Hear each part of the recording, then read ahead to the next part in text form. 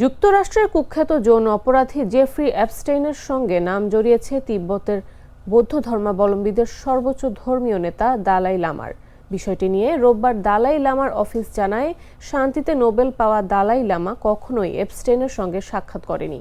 সম্প্রতি চীনের গণমাধ্যমগুলো রিপোর্ট করেছিল যে এপস্টেইন ফাইলের একটি কপিতে দালাই লামার নাম উল্লেখ করা হয়েছে। যুক্তরাষ্ট্রের বিচার বিভাগ গত মাসে এপস্টেইনের সর্বশেষ ফাইলের অংশ প্রকাশ করেছে। এসব ফাইলে ৩০ লাখেরও বেশি নথি, ছবি ও ভিডিও রয়েছে।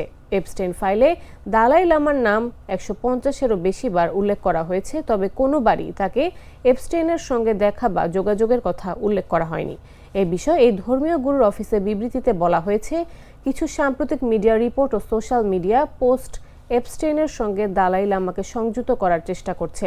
আমরা নিশ্চিত করতে চাই যে দালাই লামা কখনোই এপস্টেইনের সঙ্গে দেখা করেনি বা তার পক্ষ থেকে কাউকে কোনো সাক্ষাৎ বা যোগাযোগের অনুমতি দেননি। চীনের সরকারি broadcaster China global television network বৃহস্পতিবার তাদের প্রতিবেদনে বলেছিল, ইমেলগুলোতে কখনো উল্লেখ নেই যে প্রেরক সত্যি দালাই লামার সঙ্গে দেখা করেছেন বা তাকে দেখেছেন, যদিও তিনি বিগত কয়েক দশক ধরে বিশ্বের বিভিন্ন স্থানে জনসাধারণের সঙ্গে সাক্ষাৎ করেছেন।